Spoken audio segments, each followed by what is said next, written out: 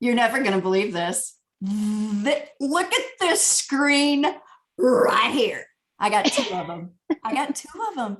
I got two amazings with me. I got Dr. Christy Cornelius and I got Dr. Shay Amazing Cox. And we're going to talk a little bit about Blue Pearl today.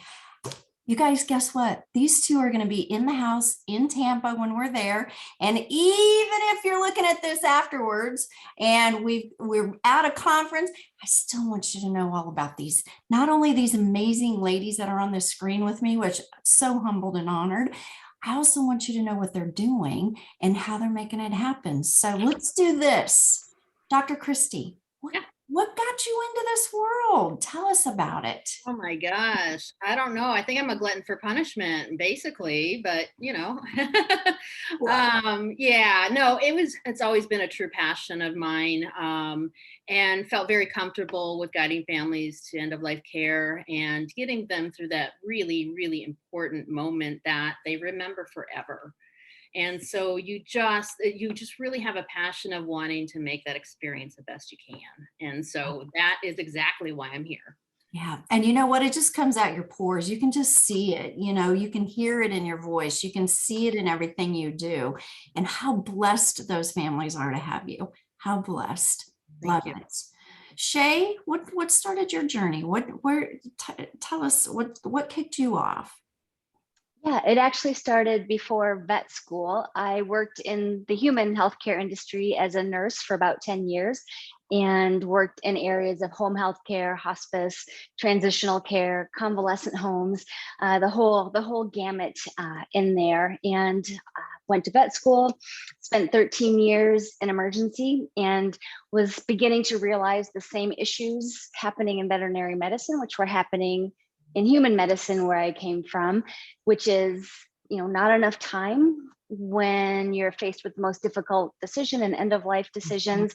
So I decided I wanted to create a new model of care focused on hospice and end of life, and began offering 3-hour appointments focused on just that out of a specialty hospital, and just moved on from there. I love it. We all have a common theme here, and I say this all the time. We remember what happened most vividly. And when it's that very final thing, and as we always talk, it is an experience. And it doesn't have to be an event. It is an experience. And how do you make it this one where families turn back around to you two young ladies and any of our colleagues and say, the end was perfect. The end was so perfect.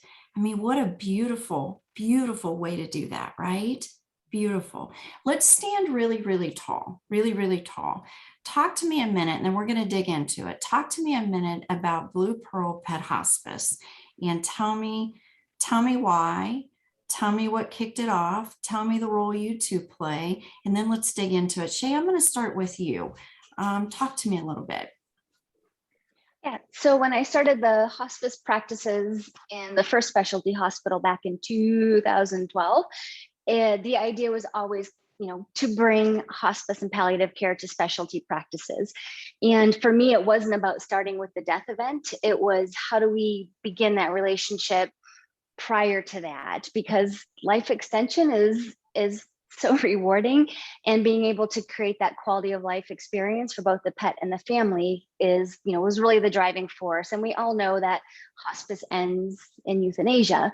So I wanted to really focus on that time before that. And so when I was the ER vet, I approached the practice owners about launching a service within a referral hospital. And then it grew from there.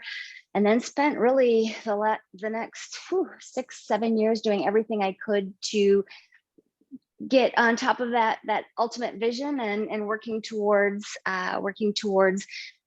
bringing this model nationwide. And went through a few parallel journeys with the Purina Pet Care Innovation Prize and Pet Project and the Leap Venture Studio Academy. So just doing everything I could to get in front of a specialty hospital. And that happened in November, which was when we were acquired to bring this model nationwide. So that is, the quick synopsis of how I got there. Yeah, and you put that in a few sentences, and we know that's pages and pages and pages and pages and pages on the business plan. So I get it. I totally get it. Christy, what's your role with the program? Tell me about that. Yeah, so I am currently a regional medical director. We have a lot of activity going on in Houston right now. We do offer aftercare in addition to hospice and end of life. And so, Houston's kind of a big project on its own. And so, I've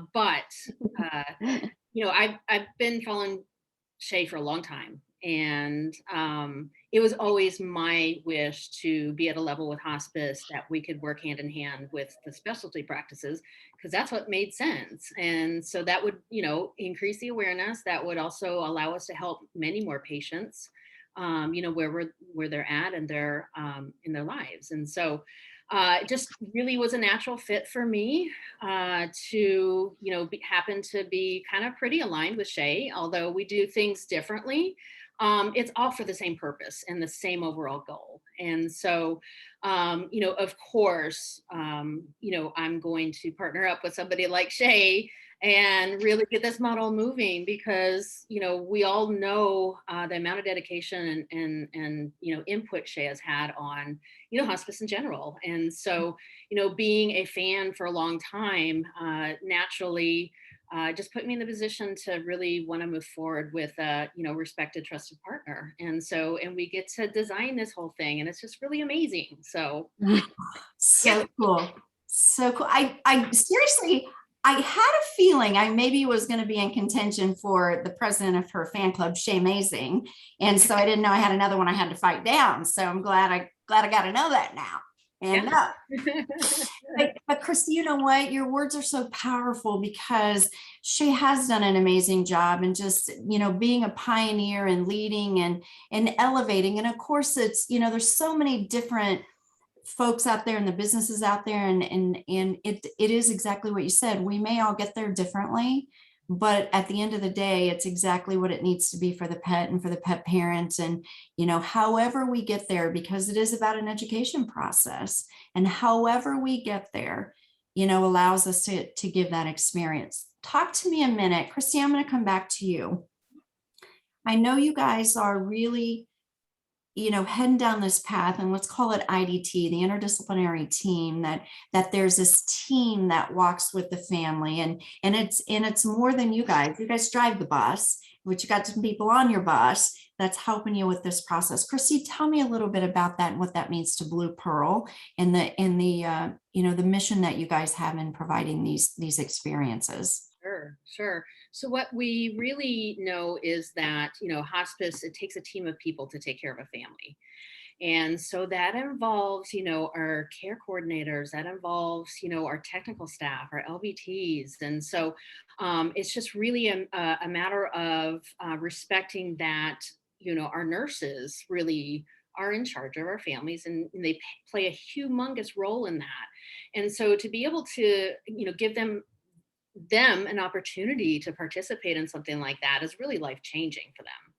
And so while we're improving, our medicine and in-home care and, hospice and everything, moving forward, we're also creating the space for the technicians. And, for me, it's so amazing, because I relied so heavily on my teammates to get where I was. And so it's a full understanding for me that it takes a village to build something amazing. Yes. Yeah. And to love them through the process. It's amazing when you start to pull in all these team members and you create your village that can walk from nutritionists to techs to, Reiki to communicators to whatever it is. There's your village. And at the end of the day, I know you ladies are exactly like me. At the end of the day, if you ever turn around to me, family, and you say, I wish you'd have told me about that, because I'd have done that. That's a bad day for us. That's a bad day. Shay, what do you want to add to that as far as this direction y'all are going? Yeah, I mean, just to round out what Christy's saying, we're very much implementing a nurse-driven model. taking the roots back from, the human model of care. It's the nurse that drives the care, the communication, and the doctor guides the medicine. But if you look at hospice, it's really 25% medicine and 75% hand-holding, support, developing goals, all of those things that nurses are so amazing at. So to be able to give a career path to a nurse in a new and exciting way, to me, is very, very exciting.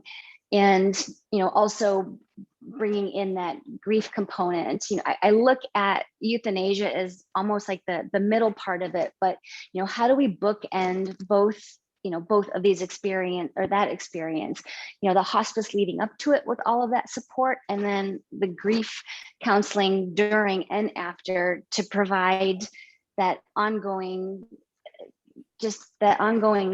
relationship with families. It's, so often death happens and it's like, okay, send your sympathy card and you're done. But it's, there's so much more that's happening with that family. So to be able to provide that piece for them as well is pretty incredible as part of that interdisciplinary team. Yeah. And I love where you're going with that one, because as a grief educator, it's not over when they get the ashes back. It's not over when they, bury the body. It's not, this word closure and over, it just needs to get out of our vocabulary, because it doesn't work anywhere, and we've got a changing pet parent of today. We've got a changing demographic of a pet parent, which includes them being in the first death-free generation. So they don't know about this stuff. So we've got an amazing opportunity to educate. Tell me a little bit. The other part of your business that I am incredibly intrigued about, and I'm sure everybody else is too, is the telehealth aspect. Shay, tell me about that. Yeah, so telehealth, technology, telehealth, that gets me jazzed. It's just, it's such a way to break down barriers, geographical barriers, and reach people who need support that may not be able to get support. So when I look at telehealth, there's multiple channels of that. We have our patients that we care for in person, where we establish the VCPR, we go into the home. But then all care beyond that is we attempt to manage it as much as we can via telehealth. So recheck exams, the nurse does the check-in and the communication, but utilizing that modality, because when you're providing services in home, us going to the family continually is a barrier to that care. So if we can remove that, because especially in the Bay Area, it can be 2 hours for a 20-minute recheck visit. So it doesn't make sense, but we can do that via telehealth. So it's a really powerful tool. And you can practice telehealth in any state as long as you have a VCPR. So I often get that question, am I allowed to do this? And the answer is yes. So there's, that channel. Then there's the other channel of providing that advice. So in 2017, I started the first telehealth platform focused on quality of life and end of life only. And you don't need a VCPR for that, because you're not diagnosing or prescribing, you're supporting. So you're giving clients that 75% slice that's non-medical.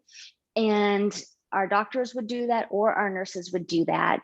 And what's great about that is you're really offloading that burden of care from the primary care veterinarian, because they have 20 minutes at best to help a family navigate through those really difficult decisions. And you just can't do a good job for the client, the patient, and especially for the veterinarian. And when we talk about burnout and compassion fatigue, putting veterinarians in that position to do this kind of intense job with this delicate conversations, in 15 minutes, it only contributes to it. So, that was the impetus of really getting this started several years ago. But so I'm excited to see where telehealth goes. I'm really trying to drive change around the VCPR. Another one of my passions, but there's, so we could have a whole talk on just telehealth. So yeah, I love it. You know, two comments on that. Comment number one, and I know you had started this, and you can say whatever you want about 2020, but boy, it really gave you the wind beneath your wings, if you will, that said, it's time, let's go do this. I listened to a Simon Sinek webinar, it was last March, 2020 March. And the comment he made was, isn't it interesting that the things that were unacceptable in February of 2020 became very acceptable in March of 2020? And now it's like, well, why wouldn't I do a telehealth, or why wouldn't I, do this, or, things that pivoted last year and there's, you almost have to stand tall and say, there's positives that came out of it. There's positives Absolutely. that came out of it. And there's so many elements of that, as you said, you get to service a family in a much more robust, much deeper way versus them making a 4-hour round trip, for a 20-minute consult. And it's just, we've got these amazing pivot moments back to the future. We've got these amazing pivot moments that we get to use. So Christy, anything you want to add on that? I get wound up too with Shay. I just love it. I love when innovation rears its beautiful head and says, hello, I'm here. Yeah. Just add that I can already see the huge benefits from, giving telehealth a chance and, implementing it into your program, and really how wide and far spreading this could be, and, helping people in rural areas that don't necessarily have that type of service. And so I just recognize the huge benefit of it. So, yeah. Wow.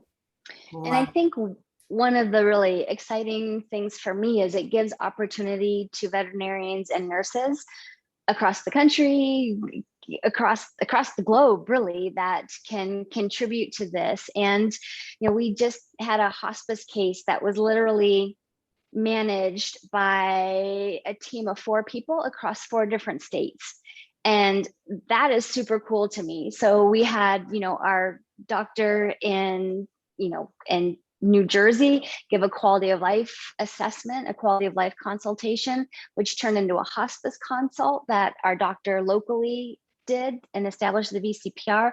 So now we're working with those 2 people.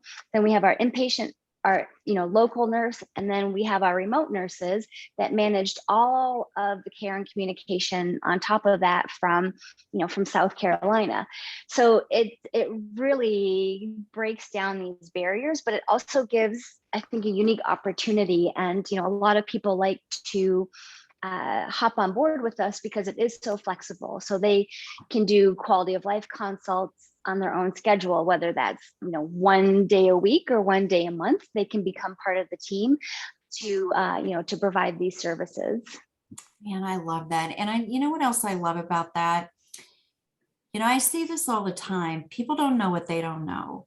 And so what I see so many times is people believe that their only choice is euthanasia right now because they don't know anything else. And no shame. I think what it tells us here in our profession is it says we've still got a lot of educational work to do because we live in a death avoidance society. People, as I've said, don't wake up on a bright sunshiny morning and say, I'm going to get educated on death today. It comes at a bad day. But when we can do what you said, and families want to know that they've done everything, even when everything may not be cure. I want to know I still did everything. And what a beautiful opportunity you guys are giving to them. Beautiful, beautiful segue into our next question. Tell me why you guys are a little different. I mean, outside of you being different. I'm like, where do you go with that one, right?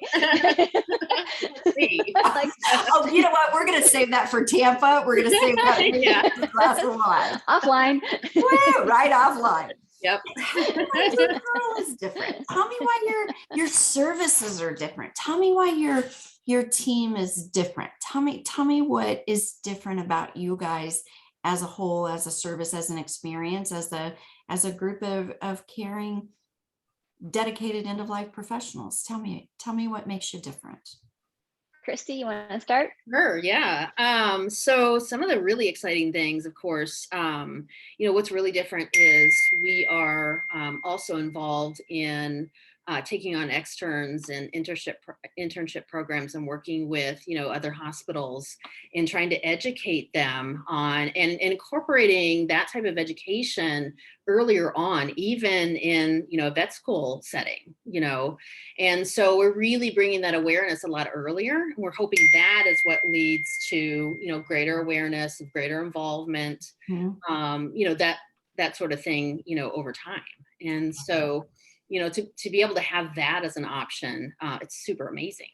The fact that, we do a lot of hospice. And so we're able to, really take a look at what's, what is the need there. And, we offer, in Houston, we offer, laser therapy, we offer acupuncture. We have a certified pet massage practitioner here, and yeah, and the other amazing thing is that we work with really credentialed individuals, certified in hospice and palliative care veterinarians, technicians that are certified in hospice and palliative care, and have gone beyond, to gain more education that might not be easily accessible to them otherwise, but they have such a passion for it, and just bringing that element into it as well. I love that. And you know what I love about what you're saying? So often when I'm with a group, and you guys have had to have heard this right along with me, with some of our counterparts who don't get this, they're like, why? The outcome is still going to be the same. I'm like, yeah, but I, as the pet parent, want to know that I was a good pet parent and I did everything. I want to know that I did that because I think it affects two things, me readopting and me coming back to your clinic. Because I may say you didn't support me and you didn't stay out of my checkbook because money doesn't matter, right? Money doesn't matter. Shay, what's your take on that? Tell me how you believe BluePearl is a little bit different in the services and programs and things they do. Yeah, so I think, some of the things that make us different is we truly are an interdisciplinary team. And with that, what couples along with that is, our team members don't practice in a silo. It literally is a team. So you are not a veterinarian all on your own practicing, and wearing all the hats and doing all of the things. So, being part, I think, of a larger organization allows that. Not just the someone else to do your marketing and someone else to do all the other business things, but actually that medical camaraderie. So, in the Bay Area, it's, 14 vets that work together. In the Houston area, it's a handful of vets that work together, but then Houston and the Bay Area work together. And so it's nice to be able to have, just that camaraderie, not being by yourself, I think, which is really unique. And, also having access to, I'll back up a little bit. I think, being part of BluePearl, one of the things that I found so exciting is just that they had the vision and the foresight to know that this is such an important piece of care.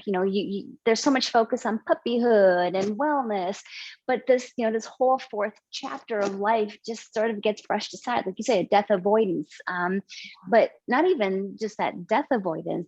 It's just there's not a focus on it. So when we talk about the concept of gerontology and really bringing, creating hospice as a specialty, and, part of the vision of becoming integrated within a specialty hospital is because, I know hospice will be a board certification at one point. What do you need with the board certification? You need internships and residencies, to speak to Christy's point. So we, several years ago, it's like, all right, how do we start building this so that it's there when that time comes?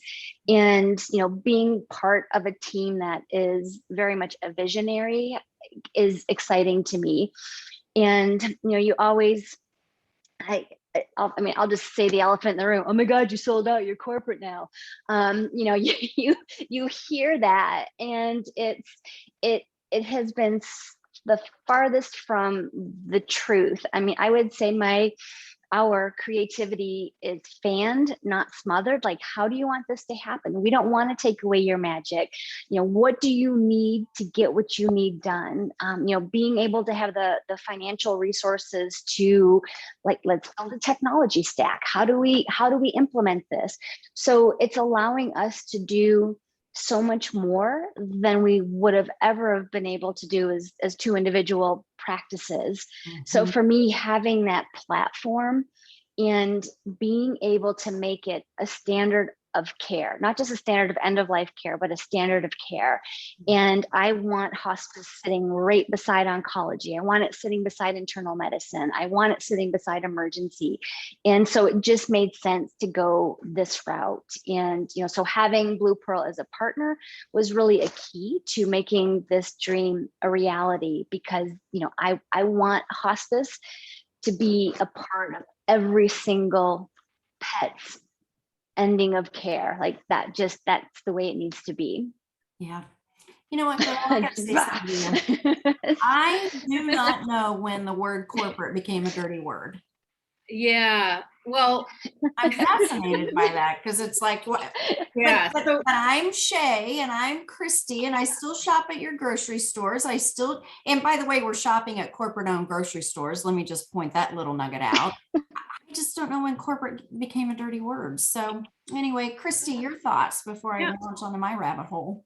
Yeah. So, my view on it is, I also believed in the bigger vision that Shay believed in, and knew that I was at a point where we really started having to pivot really quickly, and really with a lot of technology involved.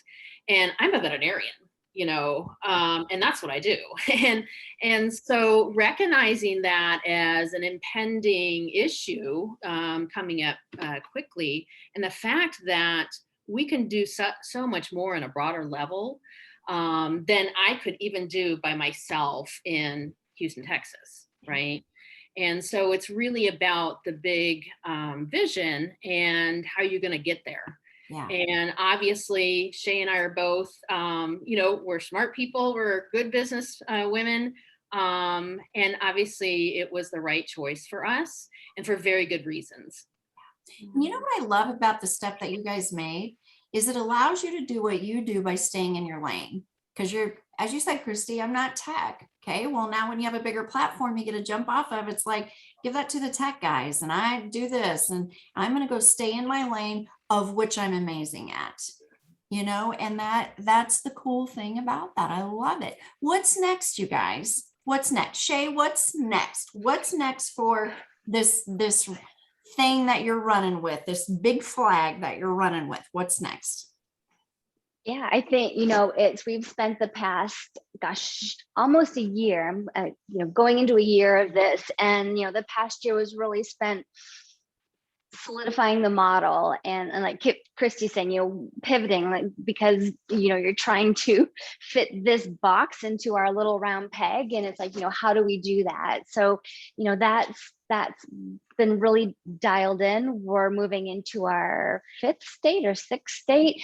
It's starting to happen like, a little bit more like clockwork. And so for me, the next phase is, we've gotten this part buttoned up. Now the next phase for the next year is to just really hit the gas pedal on the expansion. The infrastructure's in there. And now we are looking to recruit. Anywhere there's a BluePearl hospital, we're looking for someone who's interested in leading services and wanting to, really take on this challenge and grow with the team that's growing. And, so that is the focus, in addition to the telehealth and technology and stuff. But that is I think the immediate next focus. We definitely have some states in mind that we're really interested in launching next.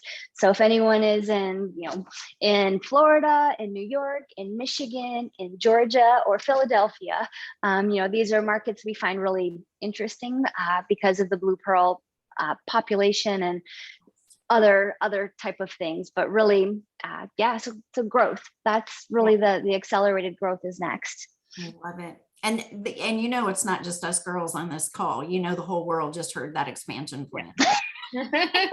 Like, I know, I was thinking, can I Yeah. say this as I was, I was like, It came but out. yes, I can. I heard it. And you know what? It's a perfect way to wrap this little thing up, because in the Back to the Future comment, one of the classic statements out of there, when this thing hits 88 miles per hour, stuff is going to happen. And we're at about 87, aren't we? 87. We're hitting 88. I love it. Christy, tell me where we can find you guys as we come to a close here of our time together. Where can we find information about your group, and for those that maybe want to apply or come learn more, where am I going to go look for that at? Yeah. So, our website, it's pethospice.bluepearlvet.com. And you can find a lot of information about us and kind of our philosophy, and how you can get involved in some of the things that we're doing. We're also on Facebook, we're on Instagram, and so we have our pages there.